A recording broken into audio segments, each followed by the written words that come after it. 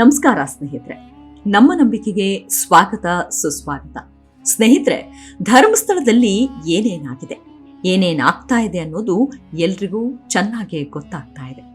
ಅದರಲ್ಲೂ ಯಾರದ್ದೋ ಕಾಲಾಳುಗಳಾಗಿ ಬೆನ್ನು ಬಾಗಿಸಿದ ಅಂದಿನ ಪೊಲೀಸರ ಹಾಗೂ ಗ್ರಾಮ ಪಂಚಾಯತ್ ಎಡವಟ್ಟುಗಳು ಕೂಡ ಒಂದೊಂದಾಗಿ ಹೊರಕ್ಕೆ ಬರ್ತಾ ಇದೆ.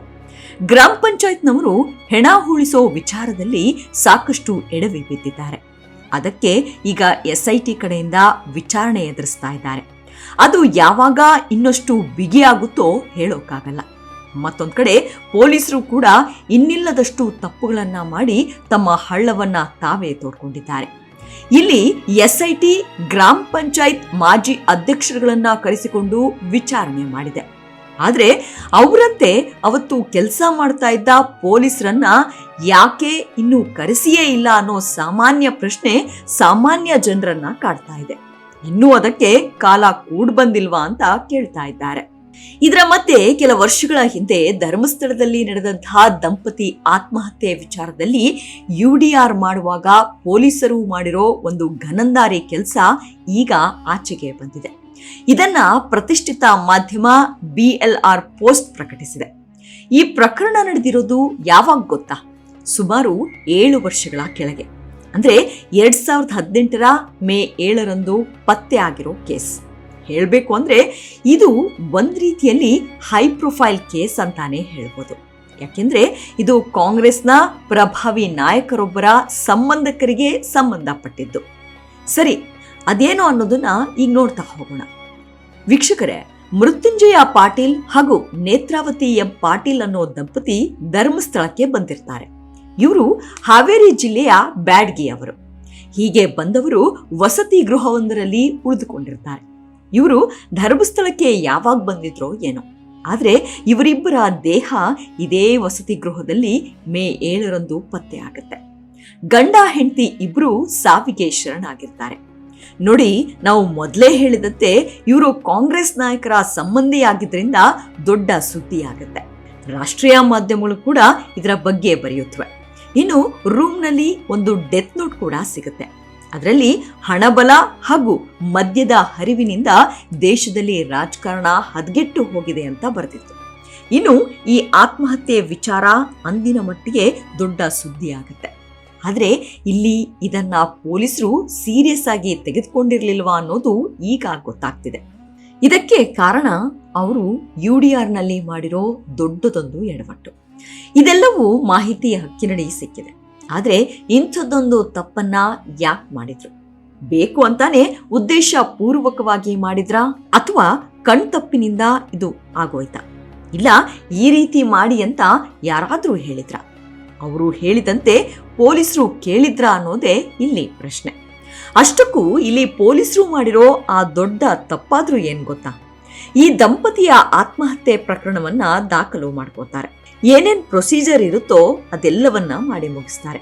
ಸಂಬಂಧಿಕರಿಗೆ ಶವವನ್ನ ಹಸ್ತಾಂತರವನ್ನು ಮಾಡ್ತಾರೆ. ಆದ್ರೆ ನಂತರ ಮಾಡಿದ್ದೆ ನೋಡಿ ಅನುಮಾನಕ್ಕೆ ಕಾರಣವಾಗಿದೆ. ಈ ಪ್ರಕರಣವನ್ನ UDR ಕೆಳಗೆ ದಾಖಲು ಮಾಡ್ಕೋತಾರೆ. ಅದರ ನಂಬರ್ 25/2018. ಇಲ್ಲಿ ಪೊಲೀಸರು ಏನ್ ಮಾಡ್ತಾರೆ ಅಂದ್ರೆ, ಮೃತ್ಯುಂಜಯ ಅವರ ಹೆಸರನ್ನ ಪೊಲೀಸರು UDR ನಲ್ಲಿ ದಾಖಲು ಮಾಡ್ತಾರೆ. ಆದ್ರೆ ಅವರ ಪತ್ನಿ ನೇತ್ರಾವತಿಯವರ ಹೆಸರನ್ನ ಮಾತ್ರ ದಾಖಲು ಮಾಡಲ್ಲ. ಕಾನೂನು ಪ್ರಕಾರ ಇಲ್ಲಿ ನೇತ್ರಾವತಿಯವರ ಪ್ರಕರಣಕ್ಕೂ ಒಂದು ಸಂಖ್ಯೆಯನ್ನ ಕೊಡಬೇಕಾಗಿರುತ್ತೆ. ಆದ್ರೆ ಪೊಲೀಸರು ಮಾತ್ರ ಈ ಕೆಲಸ ಮಾಡಿಯೇ ಇಲ್ಲ. ಇದು ಯಾಕೆ? ಯಾರ ಅಣತಿಯಂತೆ ಪೊಲೀಸರು ಇದನ್ನ ಮಾಡಿದ್ರು? ಇದಲ್ವಾ ನಿಜವಾದ ಷಡ್ಯಂತ್ರ ಅಂದ್ರೆ? ಇದಕ್ಕೆ ಯಾರು ಉತ್ತರ ಕೊಡ್ಬೇಕು ಹೇಳಿ? ಸದ್ಯ SIT ಇದನ್ನ ಗಂಭೀರವಾಗಿ ತೆಗೆದುಕೊಳ್ಳೋ ಎಲ್ಲಾ ಸಾಧ್ಯತೆಯೂ ಇದೆ ಅಂತ ಹೇಳಲಾಗ್ತಾ ಇದೆ. ಇಲ್ಲಿ ಇನ್ನೊಂದನ್ನ ಯೋಚನೆ ಮಾಡಿ ನೋಡಿ. ಇಬ್ಬರು ಒಂದೇ ದಿನ ಒಂದೇ ರೂಮ್ನಲ್ಲಿ ಆತ್ಮಹತ್ಯೆ ಮಾಡ್ಕೊಂಡಿದ್ದಾರೆ. ಆದ್ರೆ ಗಂಡನ ಬಗ್ಗೆ UDR ನಲ್ಲಿ ಎಲ್ಲವೂ ದಾಖಲಾಗುತ್ತೆ. ಪತ್ನಿಯ ವಿಚಾರವೇ ಇಲ್ಲಿ ಇರಲ್ಲ. ಇದು ಹೇಗಾಗೋಕ್ ಸಾಧ್ಯ? ಇದು ನಿಜಕ್ಕೂ ದೊಡ್ಡ ಬ್ಲೆಂಡರ್ ತಾನೆ. ಇದನ್ನ ಪೊಲೀಸರು ತಾವಾಗಿಯೇ ಮಾಡೋಕೆ ಅಸಾಧ್ಯ. ಆದ್ರೆ ಇದನ್ನ ಸಾಧ್ಯ ಮಾಡಿದವರು ಯಾರು ಅನ್ನೋದು ಗೊತ್ತಾಗಬೇಕಾಗಿದೆ. ಒಂದ್ ವೇಳೆ ನೇತ್ರಾವತಿಯವರು ಆತ್ಮಹತ್ಯೆ ಮಾಡಿಕೊಳ್ಳಿಲ್ವಾ? ಇದೊಂದು ಕೊಲೆಯ? ಇದೇ ಇಲ್ಲಿ ಕಾಡೋ ಪ್ರಶ್ನೆ. ಹಾಗೆ ಅನುಮಾನ ಕೂಡ. ಇದರ ಬಗ್ಗೆಯೂ ಈಗ SIT ಸೂಕ್ತ ತನಿಖೆ ನಡೆಸೋ ಸಾಧ್ಯತೆ ಇದೆ ಎನ್ನಲಾಗ್ತಿದೆ. ಇಲ್ಲಿ ಆ ದಂಪತಿ ಆತ್ಮಹತ್ಯೆ ಮಾಡ್ಕೊಂಡ್ರನ್ನೋದೇನೋ ಸರಿ, ಇಲ್ಲೊಂದು ಡೆತ್ ನೋಟ್ ಕೂಡ ಸಿಕ್ತು. ಆದ್ರೆ ಇಲ್ಲೂ ಕೂಡ ಪೊಲೀಸರು ಒಂದಷ್ಟು ವಿಚಾರಗಳನ್ನ ಮುಚ್ಚಾಕಿರಬಹುದಾ? ಅದೇನು ಅಂದ್ರೆ, ಇಲ್ಲಿ ಡೆತ್ ನೋಟ್ ಸಿಕ್ತಲ್ಲ, ಅದರ ಬಗ್ಗೆ ಏನಾದ್ರೂ ತನಿಖೆ ಮಾಡಿದ್ರ? ಅಷ್ಟಕ್ಕೂ ದೇಶದ ರಾಜಕೀಯ ಹಾಳಾಗಿದೆ. ರಾಜಕಾರಣಿಗಳು ನೈತಿಕತೆ ಕಳೆದುಕೊಂಡಿದ್ದಾರೆ. ಮದ್ಯದ ಲಾಬಿ ಹೆಚ್ಚಾಗಿದೆ ಅಂತ ಯಾರಾದ್ರೂ ಆತ್ಮಹತ್ಯೆ ಮಾಡ್ಕೋತಾರಾ ಹೇಳಿ? ಅಷ್ಟಕ್ಕೂ ನಿಜಕ್ಕೂ ಇದು ಆತ್ಮಹತ್ಯೆನಾ? ಹಾಗಿದ್ರೆ ನೇತ್ರಾವತಿಯವರ ಹೆಸರನ್ನ ಬಿಟ್ಟಿದ್ದಾದ್ರೂ ಯಾಕೆ ಅನ್ನೋದೇ ಇಲ್ಲಿ ಅನುಮಾನ.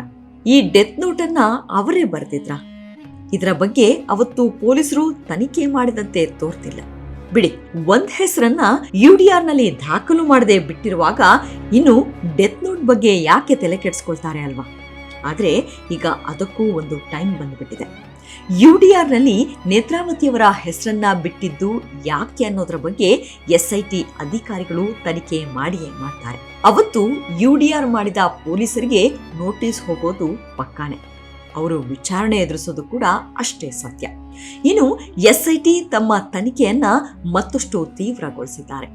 ಇನ್ನೊಂದಷ್ಟು ಮಂದಿಯನ್ನ ವಿಚಾರಣೆ ಮಾಡ್ತಾ ಇದ್ದಾರೆ. ಇದರಲ್ಲಿ ಈಗ ಧರ್ಮಸ್ಥಳದ ಆಂಬ್ಯುಲೆನ್ಸ್ ಡ್ರೈವರ್ ಜಲೀಲ್ ಅನ್ನೋರ ವಿಚಾರಣೆ ಮಾಡಿದ್ದಾರೆ.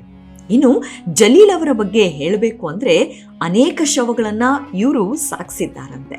ಆದ್ರೆ ಇವರ ಬಳಿ ಅದಕ್ಕೆ ಲೆಕ್ಕವೇ ಇಲ್ಲವಂತೆ. ಧರ್ಮಸ್ಥಳದ ಪೊಲೀಸರು ಇಲ್ಲೊಂದು ಹೆಣ ಬಿದ್ದಿದೆ ಬಾ ಅಂದ್ರೆ ಇವರು ಬೆಳ್ತಂಗಡಿಯಿಂದ ಹೋಗಿ ಹೆಣ ಸಾಗಿಸಿ ಬರ್ತಾ ಇದ್ರಂತೆ. ಇವರು ತರ್ತಾ ಇದ್ದ ಹೆಣಗಳಾದ್ರೂ ಎಂಥವು ಅಂತೀರ? ಅನಾಥವಾಗಿ ಸತ್ತವರದ್ದು, ನೀರಿನಲ್ಲಿ ಮುಳುಗಿದವರದ್ದು, ನೇಣು ಹಾಕಿ ಸತ್ತವರದ್ದು, ಹೀಗೆ ಸಾಯಿಸಿದ್ದವರ ಹೆಣಗಳನ್ನ ಇವರು 21 ವರ್ಷದಿಂದ ಸಾಗಿಸ್ತಾ ಇದ್ದಾರಂತೆ. ಇದೆಲ್ಲವನ್ನು ಜಲೀಲ್ SIT ಮುಂದೆ ಹೇಳಿ ಬಂದಿದ್ದಾರೆ. ಇವರಲ್ಲದೆ ಮತ್ತೊಬ್ಬ ಆಂಬ್ಯುಲೆನ್ಸ್ ಚಾಲಕ ಹಮೀದ್ ಎಂಬುವರನ್ನು ವಿಚಾರಣೆ ನಡೆಸಿದೆ. ಇಲ್ಲಿ SIT ಇಂದ ವಿಚಾರಣೆ ಅಂದಾಗ ಒಂದು ಮಾತು ಇಲ್ಲಿ ಕೇಳಿ ಬರ್ತಾ ಇದೆ. ಅದೇನು ಅಂದ್ರೆ, ವಿಶೇಷ ತನಿಖಾ ತಂಡ ಕೇವಲ ಹೋರಾಟಗಾರರು, ದೂರುದಾರರನ್ನೇ ಹೆಚ್ಚು ಟಾರ್ಗೆಟ್ ಮಾಡಿದೆ ಅಂತ. ಹೌದು, ನಿಜಾನ? ಕಾನೂನಿನ ಅಸ್ತ್ರ ಎಸೆದು ಅವರನ್ನ ಕಟ್ಟಿ ಹಾಕೋ ಕೆಲಸ ಮಾಡ್ಲಾಗ್ತಾ ಇದೆಯಾ ಅನ್ನೋ ಮಾತು ಕೇಳಿ ಬರ್ತಾ ಇದೆ. ನೋಡಿ, ಸೌಜನ್ಯಪರ ಹೋರಾಟದಲ್ಲಿ ಹೆಚ್ಚು ಕೇಳಿ ಬರೋ ಹೆಸರು ಅಂದ್ರೆ ಮಹೇಶ್ ಶೆಟ್ಟಿ ತಿಮ್ಮರುಡಿ ಅವರದ್ದು. ಆದ್ರೆ SIT ಇವರನ್ನ ಟಾರ್ಗೆಟ್ ಮಾಡ್ಕೊಳ್ತು ಅನ್ನೋ ಆರೋಪ ಕೆಲವರದ್ದು. ಇದರಿಂದಲೇ ಅವರನ್ನ ತೀವ್ರ ವಿಚಾರಣೆ ಮಾಡ್ತು. ಮನೆ ಮೇಲೂ ದಾಳಿಯಾಯ್ತು. ನಂತರ ಅವರ ಗಡೀಪಾರಿನ ತನಕವೂ ಬೆಳವಣಿಗೆ ಆಗೋಯ್ತು. ಇನ್ನು ಅದೇ ರೀತಿ ಮತ್ತೊಬ್ಬ ಹೋರಾಟಗಾರ ಗಿರೀಶ್ ಮಠಣ್ಣನವರನ್ನು ವಿಚಾರಣೆಗೆ ಕರೆಯಲಾಗಿತ್ತು. ಸಾಮಾಜಿಕ ಹೋರಾಟಗಾರ ಜಯಂತ್ ಅವರನ್ನ ವಿಚಾರಣೆ ಮಾಡಿತು. ಸಾಲದ್ದಕ್ಕೆ ಅವರ ಕುಟುಂಬವನ್ನು ವಿಚಾರಣೆಗೆ ಕರೆದಿತ್ತು. ಇದೇ ನೋಡಿ ಸಾರ್ವಜನಿಕ ವಲಯದಲ್ಲಿ ಚರ್ಚೆ ಆಗ್ತಾ ಇರೋದು. SIT ಕೇವಲ ಒಂದು ಕಡೆ ತನಿಖೆ ಮಾಡ್ತಾ ಇದೆ, ತಪ್ಪಿತಸ್ಥ ಪೊಲೀಸರು ಹಾಗೂ ಇನ್ನಿತರರನ್ನ ವಿಚಾರಣೆ ಮಾಡ್ತಾ ಇಲ್ಲ ಅಂತ. ಹಾಗಿದ್ರೆ ತನಿಖಾ ಅಧಿಕಾರಿಗಳು ಹಾಗೆ ಮಾಡ್ತಾ ಇದ್ದಾರೆ ಅಂತ ನೋಡಿದ್ರೆ ಇಲ್ಲ ಅಂತಾನೆ ಹೇಳ್ಬೋದು. ಯಾಕೆಂದ್ರೆ ಈಗಾಗಲೇ ಸೌಜನ್ಯ ಪ್ರಕರಣದಲ್ಲಿ 3 ಕರೆದು ವಿಚಾರಣೆ ಮಾಡಿ ಕಳಿಸಿದೆ. ಮೊನ್ನೆ ತಾನೆ ಧರ್ಮಸ್ಥಳದ 4 ಮಾಜಿ ಅಧ್ಯಕ್ಷರನ್ನ ಕರೆದು ಪ್ರಶ್ನೆಗಳನ್ನ ಕೇಳಿದೆ. ಇದರ ಜೊತೆ ಇಂಥ ಅನೇಕರ ಪಟ್ಟಿ SIT ಅಧಿಕಾರಿಗಳ ಮುಂದಿದೆ. ಯಾವಾಗ ಅವರನ್ನ ತನಿಖೆಗೆ ಅವಶ್ಯಕತೆ ಬರುತ್ತೋ ಆಗ ಖಂಡಿತ ಅವರನ್ನ ಕರೆಸಿಯೇ ಕರೆಸ್ತಾರೆ. ಇದರಲ್ಲಿ ಅನುಮಾನವೇ ಬೇಡ. ಸದ್ಯ ಈಗ 2018ರಲ್ಲಿ ದಂಪತಿ ಆತ್ಮಹತ್ಯೆ ವಿಚಾರದಲ್ಲಿ ಪೊಲೀಸರು ಮಾಡಿರೋ ಎಡವಟ್ಟಿನ ಬಗ್ಗೆ ತನಿಖೆ ಆಗಬೇಕಾಗಿದೆ. ಇಲ್ಲಿ ಯಾವ ಕಾರಣಕ್ಕೆ ಅಂದು ಪೊಲೀಸರು ಮೃತ್ಯುಂಜಯ ಅವರ ಪತ್ನಿಯ ಹೆಸರನ್ನ ಕೈಬಿಟ್ರು, ಈ ವಿಚಾರದಲ್ಲಿ ಯಾರ ಒತ್ತಡ ಇತ್ತು ಅನ್ನೋದ್ರ ಕುರಿತು ತನಿಖೆ ಈಗಾಗಲೇ ಬೇಕಾಗಿದೆ. ಇನ್ನು ಇದೊಂದೇ ಕೇಸ್ನಲ್ಲಿ ಮಾತ್ರ ಪೊಲೀಸರು ಇಂಥ ಎಡವಟ್ಟು ಮಾಡಿದ್ದಾರಾ ಅಥವಾ ಇನ್ಯಾವುದಾದ್ರೂ ಪ್ರಕರಣದಲ್ಲೂ ಹೀಗೆ ಮಾಡಿದ್ದಾರಾ ಅನ್ನೋದು ಗೊತ್ತಾಗಬೇಕಾಗಿದೆ. ಇದು ಗೊತ್ತಾಗಬೇಕು ಅಂದ್ರೆ SIT ಅಧಿಕಾರಿಗಳು ಅವತ್ತು ಕೆಲಸ ಮಾಡಿದ ಖಾಕಿಗಳನ್ನ ಕರೆದು ವಿಚಾರಣೆ ಮಾಡಬೇಕು ಅನ್ನೋ ಮಾತುಗಳು ಕೇಳಿ ಬರ್ತಾ ಇವೆ. ಇದಕ್ಕೆ ತಕ್ಕಂತೆ ಖಡಕ್ ತನಿಖೆ ಮಾಡ್ತಾ ಇರೋ ಪೊಲೀಸರು ಈ ಕೆಲಸ ಮಾಡಿಯೇ ಮಾಡ್ತಾರೆ. ತಪ್ಪಿತಸ್ಥರ ಬಂಡವಾಳ ಬಯಲು ಮಾಡಿಯೇ ಮಾಡ್ತಾರೆ. ಇದರಲ್ಲಿ ಯಾವುದೇ ಅನುಮಾನ ಬೇಡವೇ ಬೇಡ. ನಮಸ್ಕಾರ.